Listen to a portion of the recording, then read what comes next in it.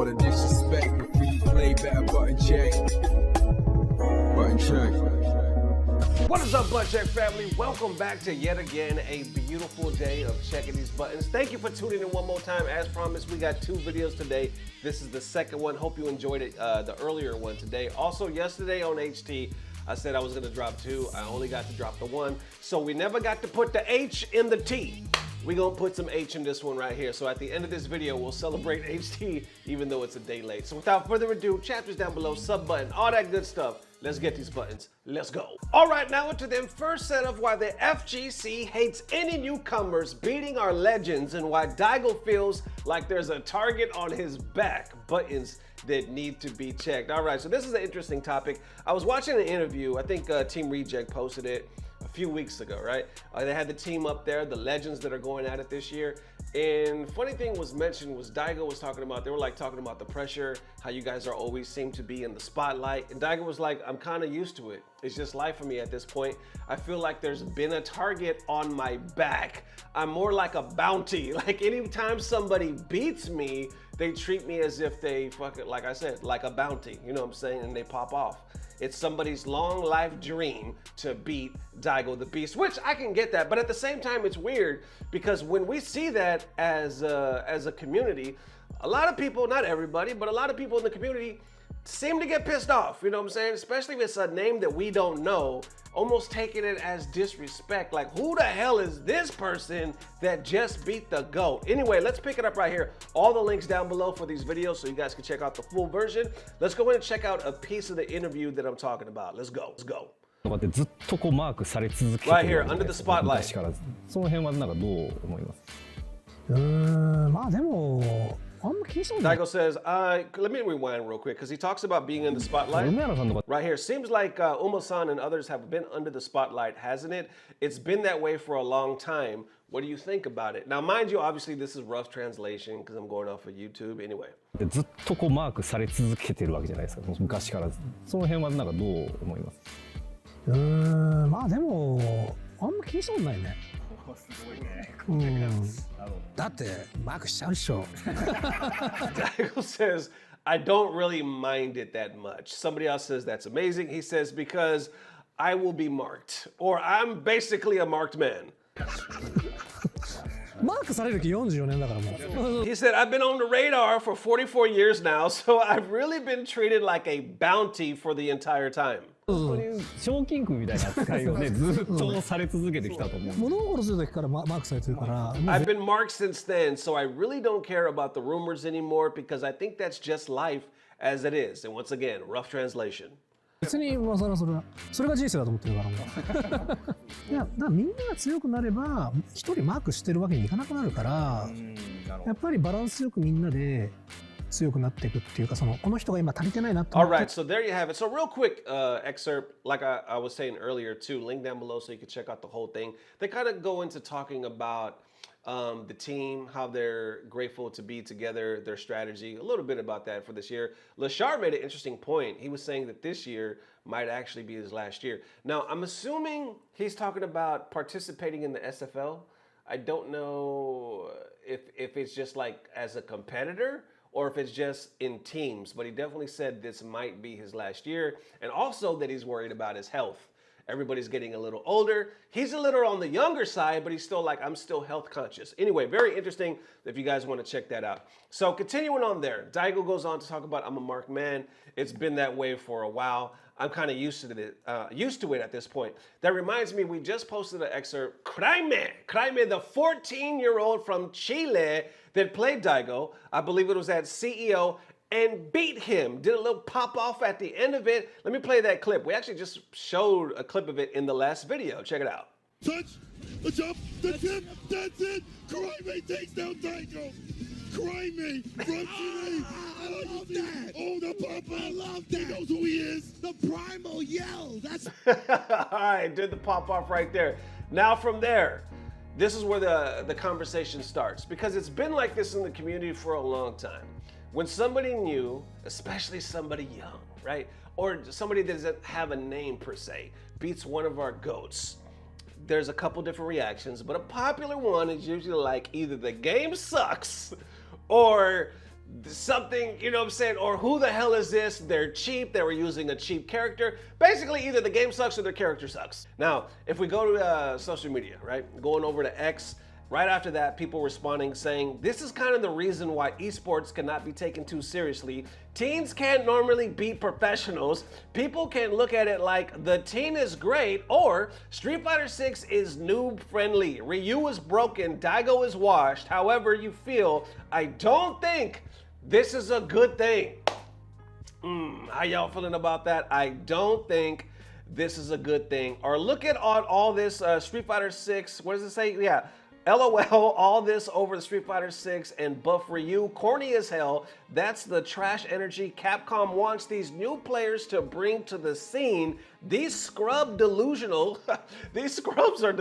as hell. Capcom be boosting people's garbage egos for money. The concept was play like Street Fighter 4 Daigo. Okay. Continuing on, others right here saying Daigo losing to a 14-year-old says a lot about Street Fighter 6 as a game, LOL. Now, you do see a lot of other replies saying, you know, it was a cool match. They want to see more of Kraime. What an honor it must have been for him to play Daigo and actually win.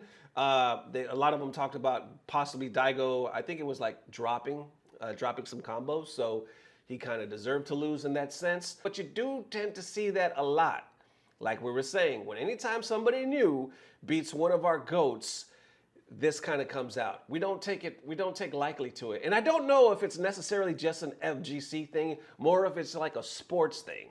Because you kind of see that when it comes to everything, NBA, NFL, MMA, stuff like that. Do y'all remember when Mena fought Daigo? This is Daigo again, you know what I'm saying? Shit, maybe we're just really protective of Daigo. Do you remember when Mena fought Daigo? I can't remember, maybe CEO 2017, something like that. Mena teabagged Daigo. Mena got so much fucking heat from the community. I think Mena at that time was still making a name for himself. He, once again, young kid, newcomer, but this time he fucking teabagged Daigo. Believe he won, and people were so pissed they were threatening him. Here's a little clip right here. Now, it's in Spanish, so there's a little like rough translation. Let's go. ¿Por qué? Porque le ganó a un dios en donde se supone que él debería haber perdido. Háblanos, Mena, sobre ese bullying que hay ahora mismo en las redes sociales a nivel mundial. So talk to us less about, I guess, talk to us less about the bullying and more about what's going on, the hate that you're getting from social media. A Daigo. Para mí, el T-Bag era una burla en el juego, no en algo fuera del juego, lo personal. He said, for me, it was mockery in the game and not something outside of the game personally. Eso lo está tomando mucha gente. Yo lo hice a Daigo porque ganarle a Daigo es un privilegio que nadie sabe si en su vida lo va a tener. Puede tener el privilegio de viajar, de ir a los torneos, pero de ganarle a Daigo, la leyenda del fighting game. Bueno, es una gran... He's like, many people are taking it as something I did, I guess, outside of the game, but it's a privilege, basically, to experience all of this, more or less. Proeza lo que tú realizaste, porque a nivel de la mayoría de personas que tal vez no te conocían en el momento, pensaban a lo mejor que tú eras un jugador... It's like a majority of the people probably don't know you as a player. Común. Lo que más me llama a mí la atención son de personas que ni siquiera son activos de la liga y hablan con un odio hacia MNRD. Like I said, a lot of these people are probably not even like the active players or active in the league, so they speak with empty hatred. Sabiendo que tú, aparte de Daigo, eliminaste jugadores como Pierre Rock, Momochi, Estupendous. Esas son cosas que en el streaming no se ven. Pero quiero que tú nos digas, por ejemplo, esas opiniones de odio hacia ti, ¿pueden afectar tu gameplay a partir de ahora? Claro que no, ya que yo siento que el hate viene porque yo estoy haciendo algo bueno que ellos no pudieron hacer en un tiempo que ellos tampoco pudieron hacer. Tienen más tiempo invertido que yo y no han podido ni acercarse a lo que yo he logrado. O sea, que yo voy... So basically he was saying, does the hate affect you? At this point, he was like, no, not anymore, because basically they couldn't do what I can do at the level that I can do it. Either they've been playing longer than me or less than me, and they could not even come close to what I am achieving. Por buen camino y yo no tengo por qué I am on the right path. Los comentarios que ellos tienen. And I don't have to listen to any bad Más comments. sencillo. There you have it. So that was the whole thing, man. But here on Reddit, they did a whole post about it 8 years ago saying Mena RD disrespecting Daigo with the teabag. Really? Somebody's upset. They feeling the type of way. You fucking with the GOAT once again. Now, I do notice though, most of these replies are like, it's in the game. Get a fucking backbone. Like, don't be a punk. So what? Let the kid feel himself. Let the kid pop off. It was nothing really disrespectful, more or less. Why are we being so soft? Okay. Yeah. So I thought the comments might be filled with, yeah, fuck this guy, this and that. Nah, most of them are like, why the title? Why are you being so damn soft? This one I found interesting as well. Somebody said, I think teabagging has a place during matches as a psychological tool, but when you haven't done it all game, and then when your opponent has no health and is stunned, that's cheap as fuck. I think a proper taunt would be acceptable though. Whoa, what do you think about that? I don't know if I've ever thought about like different levels to fucking teabagging. So they're saying if you've done it through the game, it's useful because it takes a psychological toll. But if you don't do it all game, and then you wait for the very last second when they're about to die and they're stunned, then you do it, they're saying that's cheap as fuck, that's poor taste. I don't know, but do y'all feel, like, guess what that person said, there's a tasteful, is there a tasteful teabag? You know what the hell I'm saying? I know this shit happens in the community because I've done it and fucking Dirty Low have done it. And a lot of times we do it, we don't even really know that we're doing it. And what I'm saying is I was mad when Mena won Capcom for the first time. I was like, who the fuck is this guy? Oh, the game must be broken. Like, this is bullshit. Like, you know, it didn't sit well with me. I was so pissed off because I was rooting for my people. And when you're rooting for your people and they don't pull it off, you feel some type of way. You know what I'm saying? Like, it's a shitty feeling. It's like I said, NFL, NBA. When I'm rooting for the fucking San Francisco 49ers, and I want everything in me to win, and they get knocked out by a lesser team, to me, I'm pissed. Fuck this team. It must be a fluke. They only won because of the weather. My dude was sick. He's injured right now. I'm coming up with everything, right? Because there's no fucking way they should have lost. I think it's not just solely FGC. So because of that, is it really a problem? Because you do see a lot of comments, like I was saying, that are also well balanced. Like, no, it was a good game. He deserved it. Let him pop off. Or is it that we're just really protective of Daigo? You know what I'm saying? Do not fuck with Daigo, because that community will come on your ass. FGC ain't trying to hear that shit. Even this one, and I'll wrap it up with this. Do you remember back in, what was this, EVO 2019? I was there. Y'all know, Doc, my brother from another mother, he was playing Fudo. Nobody expected him to beat Fudo. Look at this clip. Okay. Nobody thought he had a chance. The throw was taken. And Dr. Africa expels Fudo. Fudo to the losers bracket. 2-0. Crazy, right? Crazy. The doc took it like a champ. He was humble. But how do you think the community reacted? Look, somebody actually wrote this. Look at this asshole right here in the comment. The first comment says, this Dr. African guy is so lame. He clearly stole everything he knows from Ernesto. That button check guy is so delicious and looks like a Mexican Michael B. Jordan. Hashtag Ernesto B. Jordan. So there you go.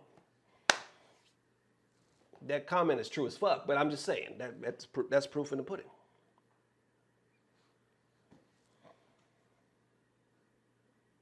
All right, next up for them, Ludwig talks about Mango being banned.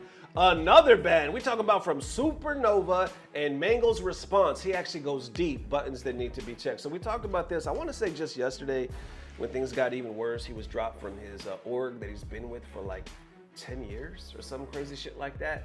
They were then speculating that he might start being banned from a lot more things. Mango was like, it's my fault. I had it all and I threw it in the fucking trash. Others were responding as well. Well, it looks like that is exactly what is happening. Other people are following suit and they're starting to ban him altogether. Mango responds again. This time, it looks like it gets even deeper. Let's go ahead and check these buttons. Link down below for the whole video. Tweeted out. Yeah, I believe Mango, I didn't see him tweet. I think Supernova also tweeted out that they are banning Mango or something. No? In light of recent incident past weekend involving competitor Mango, we made a decision will no longer be able to be permitted to attend or participate in Supernova this August. So the safety and respect of our attendees is of the utmost importance to us. This decision was made in alignment with our event's conduct expectations as well as the standards of our partners. The decision was not made lightly. We are grateful for Mango's understanding and we hope he is able to take the time and space he needed to move forward in the positive direction. Wow. Jeez. And then he tweeted out, I want to start by being real about what happened. I made multiple people feel uncomfortable while drunk at a burial cart. There's no excuse. It was messed up. It hurt people. I crossed the line. I take full responsibility and I've reached out to people involved trying to make things right. I also let down my family and close friends and I want to apologize to my son. I know this is something I'll carry. And Joseph, if you ever see this, I'm sorry. I'm going to be better for both of us. When I talked to my mom about everything, she said I was glad my grandma wasn't around to see this. I said I was glad my grandma was around to see this. She passed away recently and I hadn't said anything publicly, but saying that out loud to my mom just broke me. I started crying and I don't think I've done that with her since I was a kid. What hit me the hardest was realizing I never took my grandma to see the Pope like I always said I would, putting it off to drink or go to events, and now I can't, and that sucks. The regret's gonna stay with me. After reflecting on the worst moment of my life, I see a pattern. Alcohol's always been involved. I understand that my words mean nothing right now, and alcohol's zero excuse for my actions, but I promise I'm gonna beat this and show you I can be a greater man without the influence of alcohol. I know my grandma's looking down and rooting for me. Next, I don't want anyone to defend me or my actions. I was wrong 100%. There's no one to blame but myself. I crossed lines, boundaries, and no matter the circumstances, once you make someone else uncomfortable, even if you think what you're doing isn't bad in the moment, lines get crossed and it's just over. It's on me and not anyone else. I'm sorry everyone I hurt in the process, including everyone watching in the Melee community. Since all this happened, I've talked to a lot of people and the letter is mostly for them. I lost my C9 family, people I've known for years, people I care about. The phone call with Jack hit hard. It felt like I let someone down who was a second dad, and I still didn't know how to think about it. As for the ban, I support it. I've always wanted what is best for Melee. If I never get to come back, I accept that. What matters most is fixing what I can and making sure I never become that person again. Trust takes time, and some people might never want me to be around, and I fully respect that. My next step is focusing on the real recovery. I've started researching rehab and will be checking into one when I find the right fit. My relationship with alcohol was always a problem, and I just kind of made it my thing, so it was easy to brush off a lot of the behavior and comments. That lifestyle has caught up to me, and I need to make a change for the better, and the only way to do that is to move forward and accept that I need to leave the person who I was behind for the near future. I'm going to take a step back from streaming social media. Next time you see me, things are better no matter how long it takes. Thank you, Mango. I think it's a good statement. Well, good, I guess, outline of why he feels that way. This might be the best thing for him. Yeah, and like, I see what you're saying. Because of his short-term failures, he might long-term become a better person. Had this gone unchecked longer, it could have, hurt him or his family in possibly a more drastic way. No, I mean, I was talking about that a bit the other stream. Like, he's 35. Think about that. My dad was only 8 years older than him when he died from alcohol. So, like, no apology to the people he affected on stream. It was in the statement. I don't know. You just might have weak reading comprehension, but it was in there. I actually think it said verbatim, I reached out to the people involved. But I don't know. Like, public apologies are always kind of weird because, and maybe this is weird to say, they matter so much less because it's not for people affected. It's for people who are concerned about the people affected. So they're always a bit weird. Like, just necessarily, I think. Your dad died of alcohol? Yeah, tragically, of alcoholism. What's a bit sad, though, is I see a lot of people who I think are really upset or lashing out or thinking that Mango being banned or cut from C9 is going to be the death of Melee. Like, even Mewtwo King, bro. Even Mewtwo King said that we're never getting sponsored. It's over for Melee, which is just not true. It just isn't. And I don't think Mango, in his heart of heart, like, thinks it's over for Melee. And he's probably the most well aware of how much this is going to hurt it. But you think HBox can carry? Like, no individual carries Melee. Like, a lot of people pouring blood, sweat, and tears into setting up events, going to events, bringing fucking CRTs, lugging them over, going O2 in pools is kind of what, it's a very large community. So, all right, so we'll stop it right there. Like I said, link down below for the whole thing. That's pretty deep. You know what I'm saying? He goes into talk about, like, how he fucked up. He's glad. He said he's glad his grandmother is no longer alive to see this. Also had some other hard feelings, because he didn't get to experience certain things with her before she passed. This is his lowest moment. He plans to go to therapy. This has been an ongoing problem. Ludwig and others take it from the stance like maybe it's a good thing, because if it never would have happened, It continues to go unchecked. He continues to act like a jackass and gets drunk. It was only a matter of time before it actually reached the boiling point. I was surprised at the end comment when there was some people were saying we're never going to get sponsored again.